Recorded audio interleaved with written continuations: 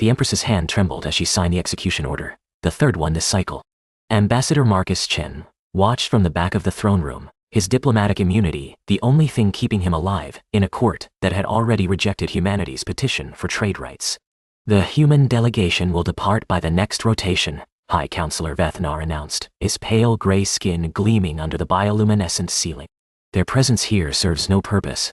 Marcus didn't flinch. He'd learned that much in 3 years of failed negotiations across the sovereignty's 12 systems.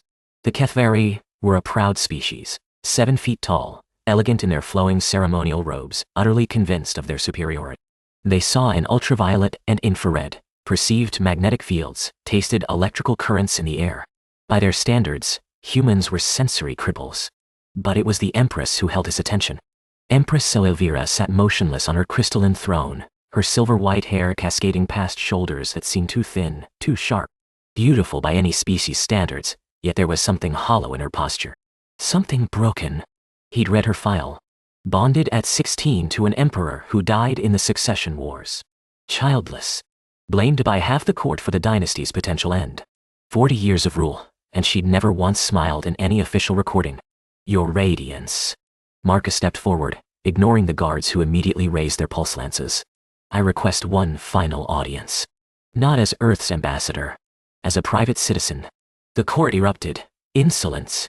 Keth'vari's crest flared purple. Fury, Marcus knew. You dare address the Empress directly? I dare, Marcus said quietly, because I have nothing left to lose. And neither, I think, does she. The silence that followed was absolute. Empress Sael'vira raised her head slowly. Her eyes, those strange pupilless pools of shifting gray, fixed on him with an intensity that made his heart stutter. Everyone out, she said. Your Radiance, everyone, out. The throne room emptied in minutes. Guards, counselors, servants, all of them filing past Marcus with expressions ranging from disgust to curiosity. When the massive doors sealed shut, he was alone with the most powerful being in 300 star systems. You are either very brave or very foolish, human. Her voice was deeper than he'd expected. Resonant. Tired. Probably both, Your Radiance. My advisors tell me your species is primitive. That you see only a narrow band of light, hear only a fraction of sound, perceive nothing of the magnetic currents that guide our ships. She descended from her throne, each step measured and deliberate. They say you are incomplete beings. They're not wrong. That stopped her. You admit this? I admit we're different. Limited in some ways, perhaps, but, he hesitated, then reached into his coat pocket and pulled out a small device. A portable hollow projector, battered from years of service. May I show you something? Her mandible analogs clicked. Suspicion, he thought. Or maybe curiosity. You would show something to me? To one who perceives wavelengths your brain cannot even process? That's exactly why. He activated the projector. The image that bloomed between them was simple. Earth, seen from orbit. Blue oceans, white clouds, the familiar continents that still made his chest ache after 15 years away from home. Sael'vira studied it with polite disinterest. A planet. Your homeworld, I assume. Yes. But that's not what I wanted to show you. He adjusted the settings, cycling through images. Earth at night, city lights glittering. The Grand Canyon. The Aurora Borealis over Iceland. Nothing. Her expression remained flat, unmoved. Then he found it. A sunset, over the Pacific, captured by his sister 3 days before she died. The sky was on fire, orange bleeding into pink, purple dissolving into the deep blue of approaching night. The sun, a molten disk sinking into waters that reflected every shade of warmth the universe had to offer. This, Marcus said softly. This is what we see. The Empress went still. I don't understand. Her voice had changed. Something raw had crept into it. What is this? Why does it look broken? It's not broken. It's just color. The way light changes when it passes through our atmosphere. But there are, she reached toward the projection, her fingers passing through the holographic light. There are so many variations. So many. I don't have words for them. We have no words for them. Marcus watched her, understanding dawning. Your species sees no color. We see spectra. Frequencies. Data. Her hand was shaking now. We do not see this. This chaos. This impossible, meaningless beauty. It's not meaningless to us.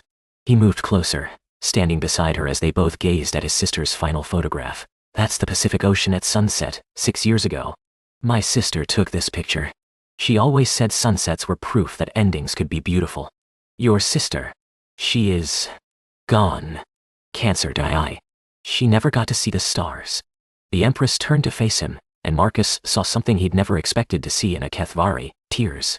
Not water, but a viscous silver fluid that seeped from the corners of her pupilless eyes. This is pain, she whispered. Your image causes me pain. Why? I don't think it's pain, your radiance. I think it's something you've never felt before. And what is that? Marcus looked at the sunset, at the impossible colors his sister had loved, at the beauty that had somehow crossed the vast gulf between species to touch something deep within this ancient, lonely Empress. Wonder, he said.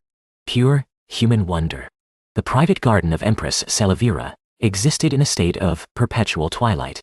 Bioluminescent plants cast soft blue and green glows across paths of crushed crystal, their light calibrated to soothe Keth'vari's sensory organs.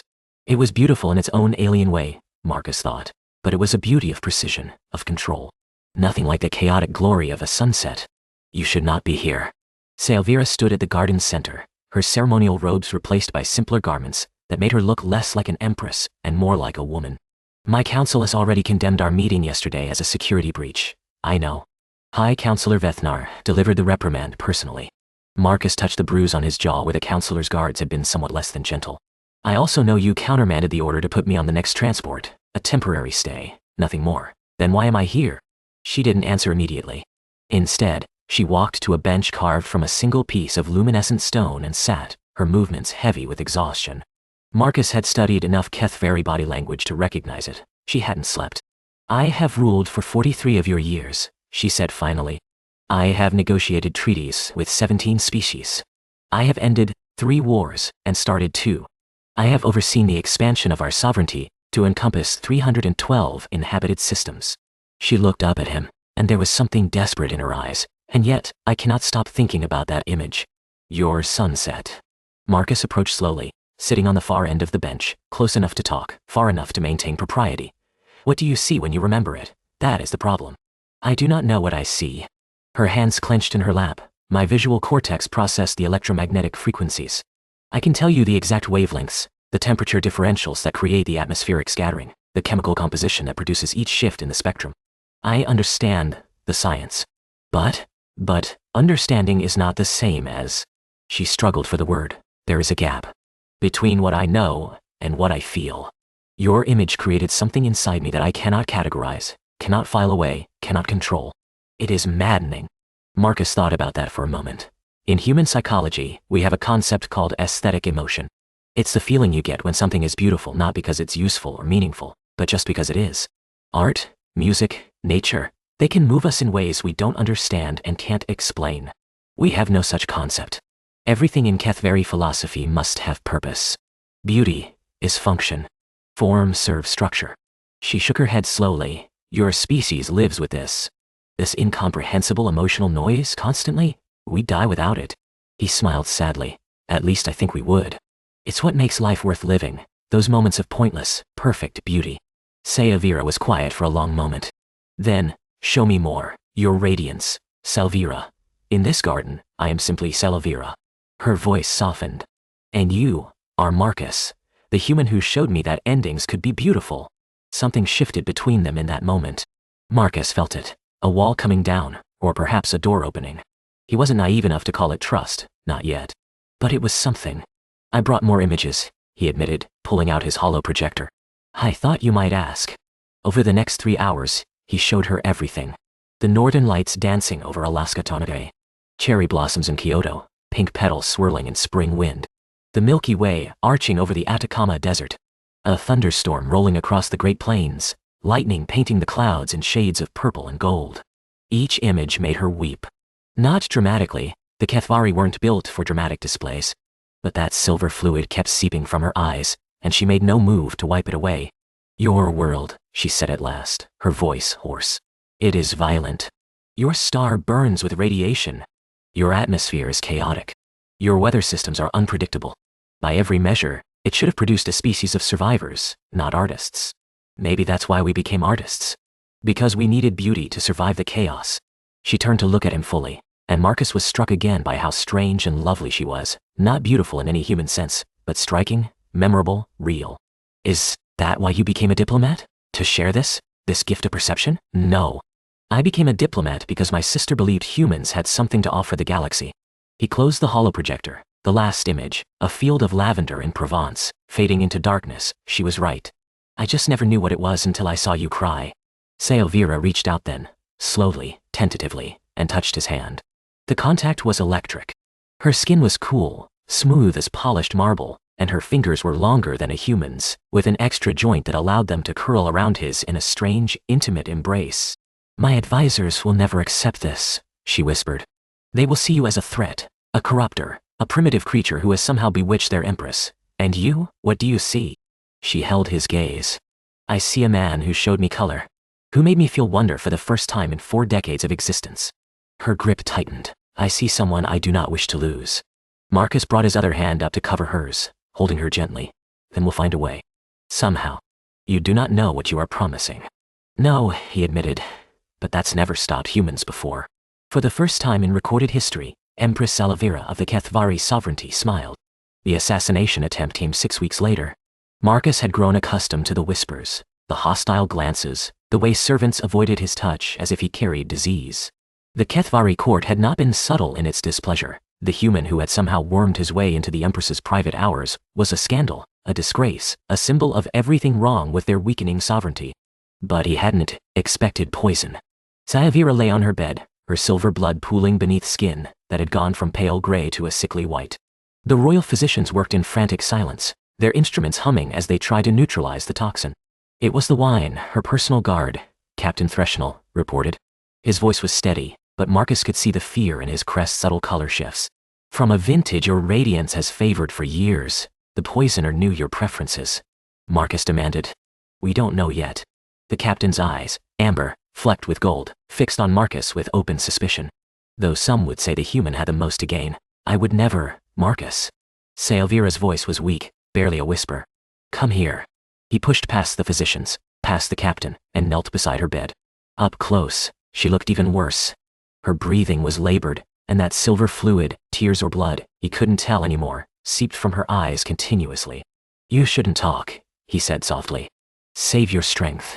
I may not have strength to save much longer. She reached for his hand, and he took it, holding her cold fingers against his chest. The poison is slow, but thorough. Our physicians have never seen its like. Then we'll find someone who has. There are human doctors, specialists in xenomedicine. Human medicine cannot help Keth'vari biology. You know this. She managed a weak smile. But I am glad you are here. I wanted to see you. Before. There is no before. You're going to live. So certain. So stubborn. Her eyes drifted closed for a moment, then opened again with visible effort. My council convenes tomorrow. They will vote on succession, on the future of the sovereignty. And they will vote to expel all humans from our territory permanently. Let them vote. You're not dead yet. No. But I am weak. Her grip on his hand tightened with surprising strength, and weakness, in our culture, is worse than death. They will move against me, Marcus. Not with poison this time, but with law. They will declare me unfit, install a regent, undo everything I have worked for. Then fight back. With what? I have no heirs. No allies strong enough to stand against the combined council. My house has been in decline for generations. This was simply the final blow. The resignation in her voice was worse than the poison. She had given up. Marcus remembered something then. A conversation from weeks ago, in her private garden. She had asked about human bonding rituals, and he had explained marriage, the ceremony, the vows, the legal implications. She had been fascinated by the concept of a public declaration of partnership. What if you had an ally? He said slowly. One they couldn't dismiss, one who would stand beside you in front of the entire court and declare himself bound to your fate. Sael'vira's eyes widened. You cannot mean, in human custom, when two people face an impossible situation, they face it together, officially, publicly. He brought her hand to his lips and kissed her knuckles gently. Marry me, Sael'vira. That is not how Keth'vari bonding works. There are rituals, negotiations, genetic compatibility assessments. Then let's skip all of that. I'm a human. We do things differently. He managed to smile despite the fear churning in his gut. We make impossible promises, and then spend our lives trying to keep them. That's what love is, for us. She stared at him for a long moment. The physicians had paused their work, listening. Captain Threshnell stood frozen by the door. You would bind yourself to a dying woman? Sael'vira's voice cracked. To a species that despises yours? To a throne that brings nothing but pain? I would bind myself to you. Everything else is just details. The silence stretched. Then, slowly, Sael'vira began to laugh. A weak, broken sound that turned into coughing, but genuine nonetheless. You are the most impossible creature I have ever encountered, she managed. And I find that I do not wish to face death without you beside me. Is that a yes? It is a yes to the attempt. Whether we survive it is another matter. Marcus leaned down and pressed his forehead to hers, a Keth'vari gesture of profound intimacy he'd learned. Then we survive it together. Starting now. He stood and turned to Captain Threshnell. I need you to do something you're going to hate. The captain's crest flushed with suspicion. What? Trust me, the Great Hall of the Sovereignty had never seen anything like it. Marcus Chen, human ambassador and rumored paramour of the Empress, walked through the massive doors alone. He wore no diplomatic regalia, no protective gear, just the simple clothes he'd arrived in 3 years ago, when he'd still believed he could change the galaxy through negotiation.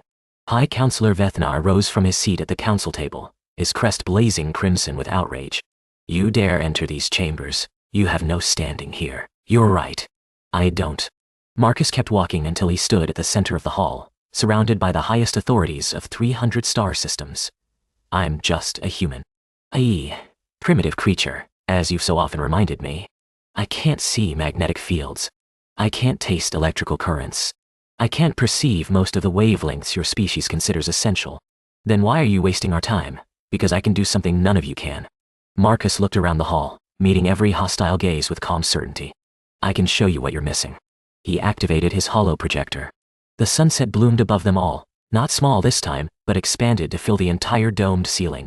The impossible colors washed over the assembled council like a wave, and Marcus heard the gasps, the confused murmurs, the sharp intakes of breath.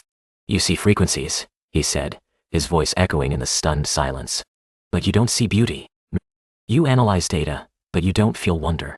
Your Empress, your Sael'vira, felt something for the first time in 40 years when I showed her this image.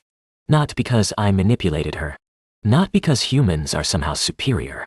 But because we perceive the universe differently than you do. We see chaos and find it beautiful. We see endings and find them meaningful.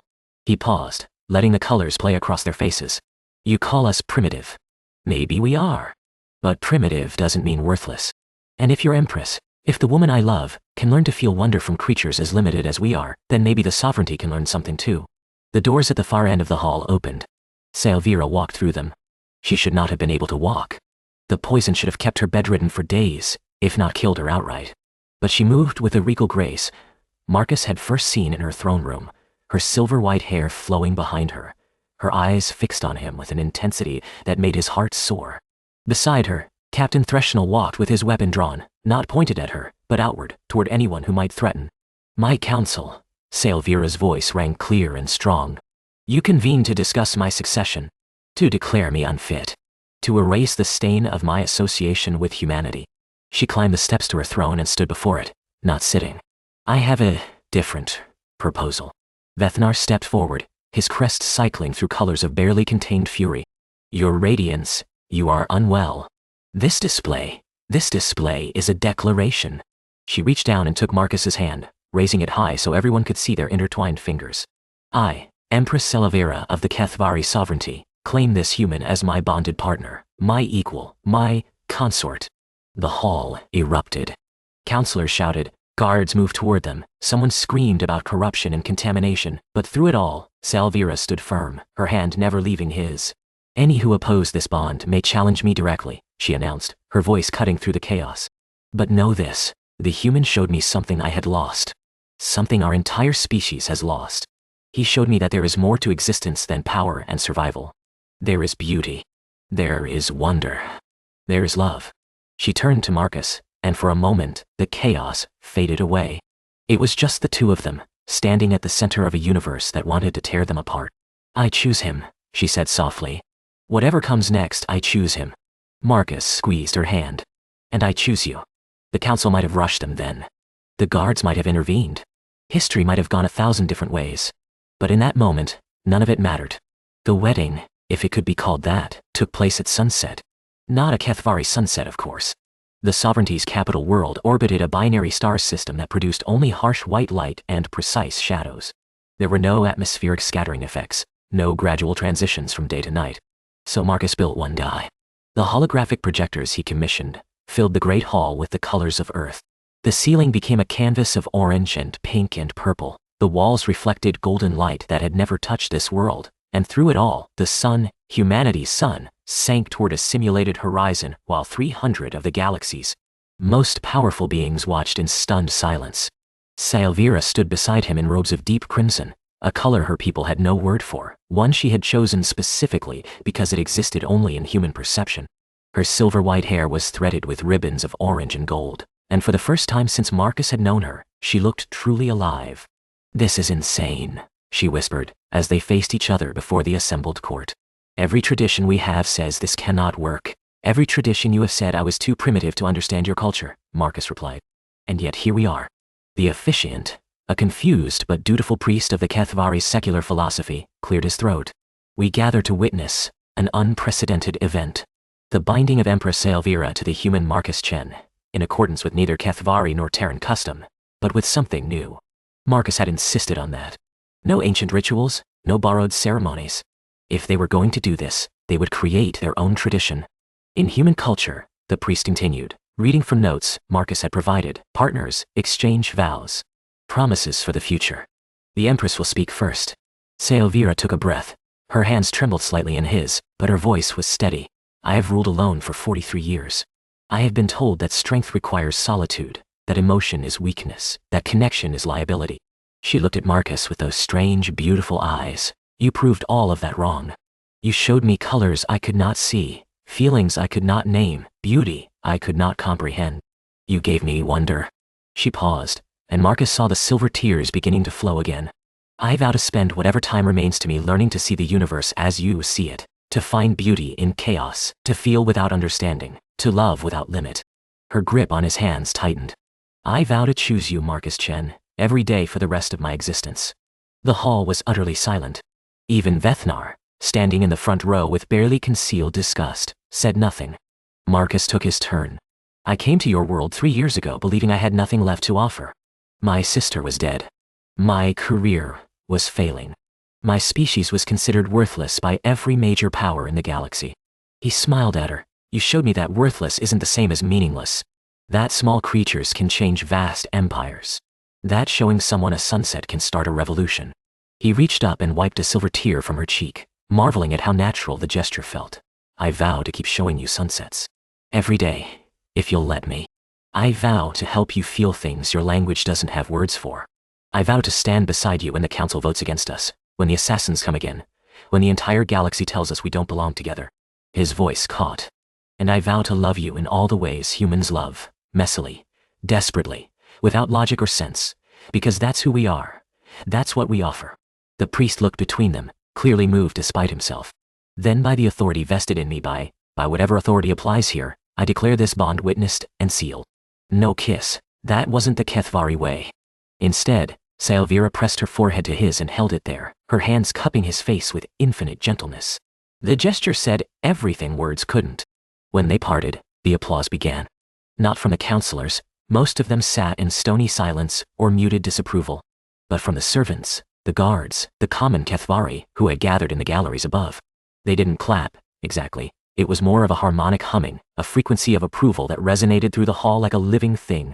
"They're singing," Sael'vira whispered, wonder in her voice. "My people are singing for us. Does that surprise you? You don't understand. We don't sing. Not like this. Not for joy." She turned to look at the galleries, at the hundreds of faces gazing down at them with something that might have been hope. "You've changed more than just me, Marcus. You've shown them something too." That night, in the Empress's private chambers, they watched Earth's sunset together. Not a projection this time. Marcus had requested a direct feed from the International Space Station, one of the few human installations the sovereignty allowed to continue operating. The real sun sank over the real Pacific Ocean, and the real colors blazed across a screen that filled an entire wall. Sael'vira lay beside him on a couch built for Keth'vari proportions, her head resting on his chest in a position that couldn't be comfortable for her alien anatomy, but which she insisted on anyway. Her tears had finally stopped, but the evidence remained on her cheeks like trails of silver starlight. "Your sister," she said quietly. "The one who took this photograph. Tell me about her." Marcus was silent for a moment, watching the colors shift and change. Her name was Elena. She was 5 years younger than me, but she always seemed older. Wiser. She believed in things, really believed, with her whole heart, when I was too cynical to try. She believed humans had something to offer the galaxy. She believed everyone had something to offer everyone else. That's why she became a photographer. She wanted to show people beauty they'd missed, sunsets they'd ignored, moments they'd forgotten to appreciate. Sael'vira's hand found his, their fingers intertwining in that strange, intimate way they'd developed. She would have been pleased, I think, to know her sunset changed an empire. She would have been insufferably smug about it, actually. Marcus managed to smile. And then she would have demanded I introduce her to every alien species in the sovereignty so she could photograph them at golden hour. They watched the sunset fade to darkness, stars appearing one by one in the feed. Earth turned beneath them, carrying on without any awareness of the revolution it had inadvertently started. "The Council will continue to oppose us," Sael'vira said eventually. "Vethnar especially. He believes I have been compromised." "Have you?" "Completely." She lifted her head to look at him, but not in the way he thinks.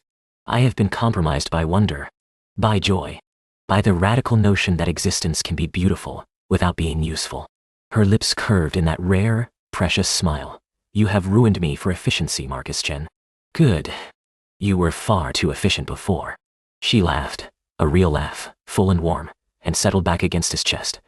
"There will be challenges ahead. Political battles. Perhaps more assassination attempts. The human integration into sovereignty society will be difficult for both our peoples." "I know. And you still choose this? Still choose me?" Marcus pressed a kiss to the top of her head, breathing in the strange, sweet scent of her hair. "I showed an alien empress a sunset, and she cried for hours. Everything after that is just details." Sael'vira's arm tightened around him. "I love you. I do not fully understand what that means, in human terms. But I feel it. Strongly, constantly, without logic or sense. That's exactly what it means."